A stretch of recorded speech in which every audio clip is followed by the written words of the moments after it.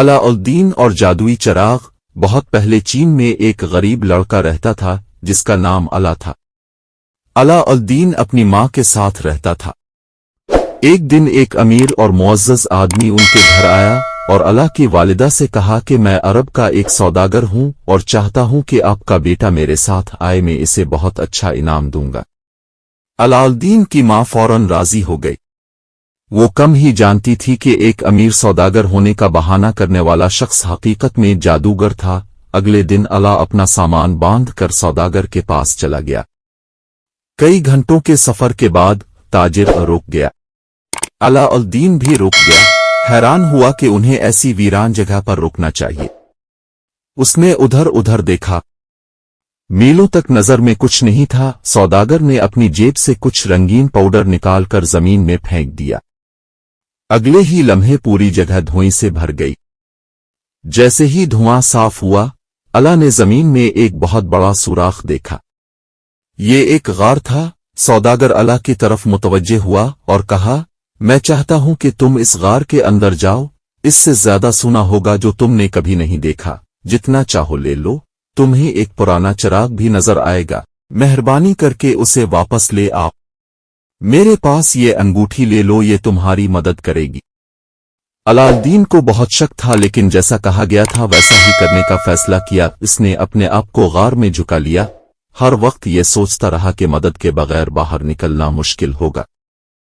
अलाउद्दीन गार में दाखिल हुआ और जिस तरह सौदागर ने कहा था कि सोना, जेवरात, हीरे और दीगर कीमती सामान देखे, उसने जेबें भर लें। जब ये हो गया तो उसने चिराग तलाश किया।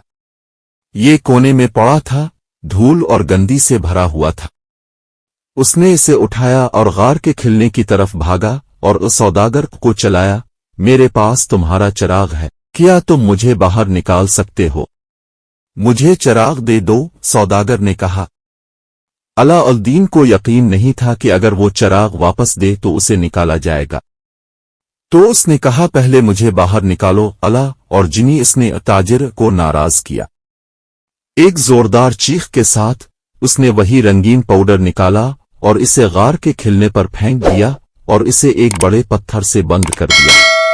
अलाउद्दीन अफसुर्दा था। उसने सोचा, वो कोई अमीर सौदागर नहीं था, वो यकीनन एक जादूगर था। मैं हैरान हूं कि ये चिराग उसके लिए इतना अहम क्यों था। सोचते सोचते इसने लैंप को रगड़ा। अचानक कमरे में एक अजीब सी धुंध छा गई और धुंध में से एक अजनबी सा आदमी निकला। उसने कहा, मेरे आका, मैं चिराग का जिन हूं, आपने मुझे बचा लिया, अब की क्या ख्वाहिश होगी? अलाउद्दीन डर गया, लेकिन उसने लरजती हुई आवाज में कहा, ताक मुझे घर वापस ले चलो। और अगले ही लम्हे अला अपनी मां को गिले लगाता घर आ गया। उसने इसे जादूगर और चिराग के बारे में बताया। अला ने दोबारा जिन को बुलाया। इस बार जब जिन नमूदार हुआ तो वो खौफजदा नहीं हुआ। उसने कहा, जिनी, मुझे पुरानी झोंपड़ी नहीं बल्कि महल चाहिए।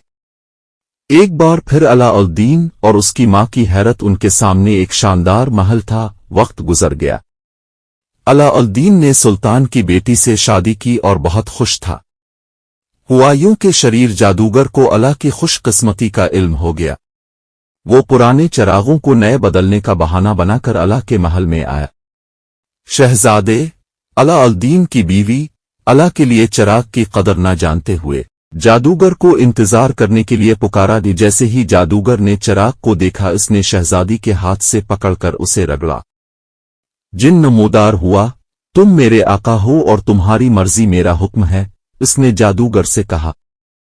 अलाउ के महल को यहां से दूर अजीम सहरा में ले चलो।